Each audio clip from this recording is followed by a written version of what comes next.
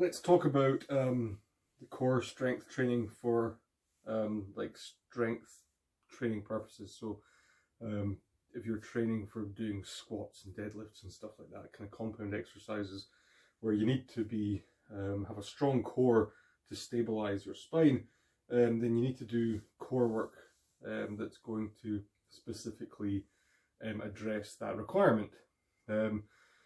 So like sit-ups and crunches and all that stuff, great if you want to kind of build the muscle and kind of get those defined abs, but what you for kind of compound exercises and strength training, you really want to be doing isometric core exercises.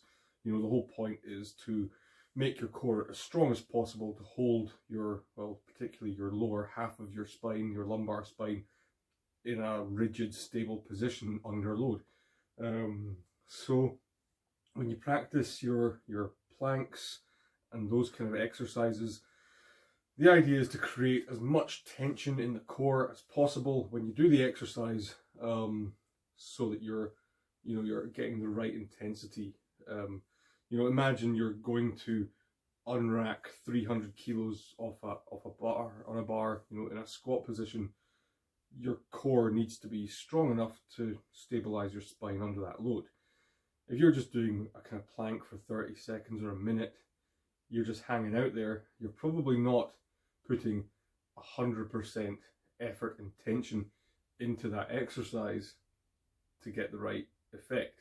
So how I want you to do your core work is with what I'd call active tension. You really want to make 100% activation and effort into your muscles. So we'll start with the plank variation first. And if you think about doing a crunch, like a small crunch, you're on your back, I want your plank to kind of look like that, but you're just flipped over onto your front. The lats as well is something that you really need to start learning how to engage.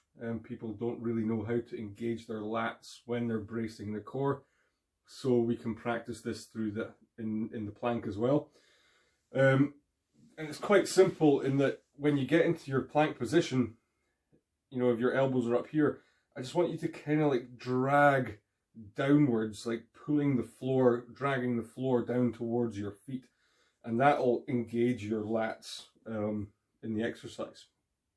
Okay, so in normal plank position, so a normal plank would just be on your elbows in a straight position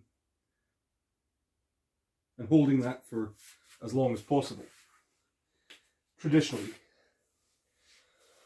But what I want to do is make it as intense as possible. I want to put as much effort into this as possible. So like I say, I've talked about those elbows dragging the floor. I want to kind of crunch my abs. I want to push my heels away, engage my legs, so that my full body really is shaking with tension. I'm absolutely putting 100% effort into it. And you don't need to go for that long then.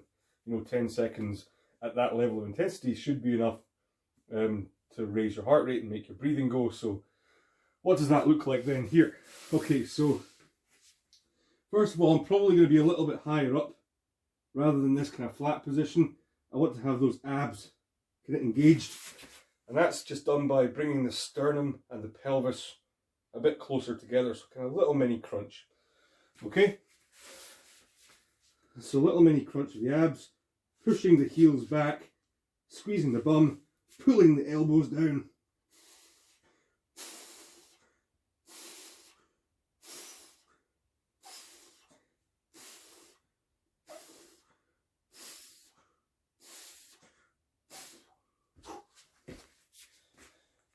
Like I'm literally trying to drag the floor down underneath myself.